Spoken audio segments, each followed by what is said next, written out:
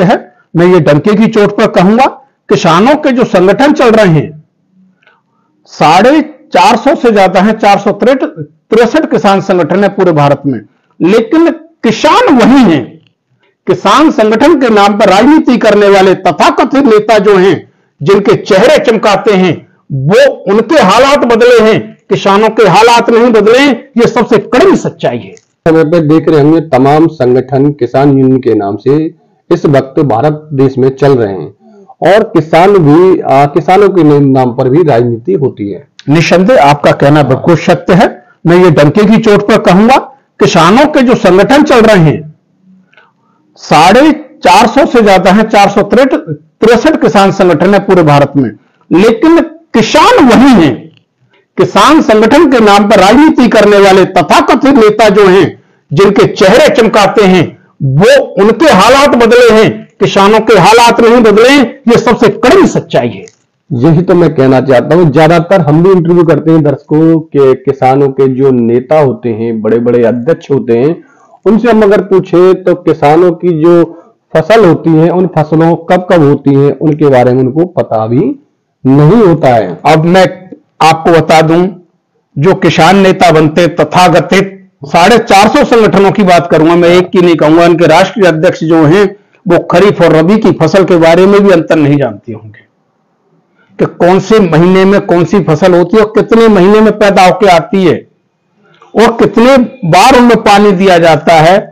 जैसे उनके बारे में भी नॉलेज नहीं है, लेकिन किसान नेता बने हुए हमारे जनपद में ही आप ले लीजिए। सबसे पहले हमारे यहां पर रतन सिंह पहलवान जी थे, उनके नेतृत्व में जिलाध्यक्ष हुआ करते थे भारतीय किसान यूनियन टिकैत के।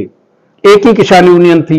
अब उसके बाद भानु गुट बना आपके सामने ही, उसके बाद में सुनील आ गए, राजनीतिक आ गए, चढ़ूनी आ गए, और मैं तो ये कहूंगा महात्मा टिकैत भी आ गए, जिसका मुझे राष्ट्रीय सचिव बनाया गया था, लेकिन उनकी आपने भी किया था। 10 दिन हमने धरना दिया, लेकिन कुछ लोगों का व्यक्तिगत स्वार्थ रहता है, महत्वाकांक्षाएं रहती हैं, उस कारण से मुझे ऐसा लगा कि ये किसानों की बात कम और निजी स्वार्थ की बात ज्यादा कर रहे हैं।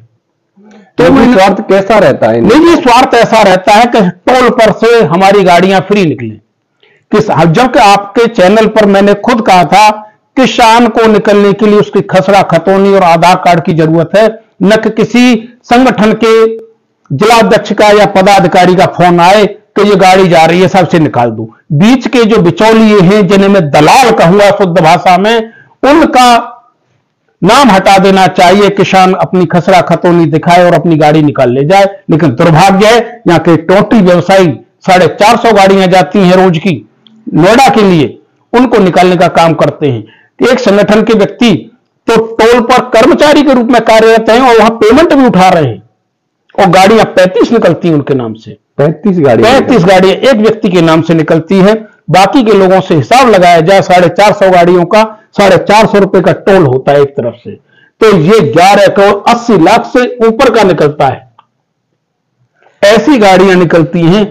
इससे हमारे टोल का भी नुकसान है, राजस्व का भी नुकसान है, और किसान को तो हमेशा टोल देना ही पड़ता है, क्योंकि नेता ही नहीं है। या तो इनकी चापलूसी करे, इनके संगठनों के साथ में जीने मरने के लिए जाए, मुकदमा लिखाए। मैं सभी की कह रहा हूं, एक की नहीं कह रहा। 8-10 इससे मथुरा जनपद के अंदर हैं। मैं आपके चैनल पर जिम्मेदारी के साथ कहता हूं और आरोप लगाता हूं कि यदि इतने ईमानदार हैं तो इनकी स्थिति अच्छी है।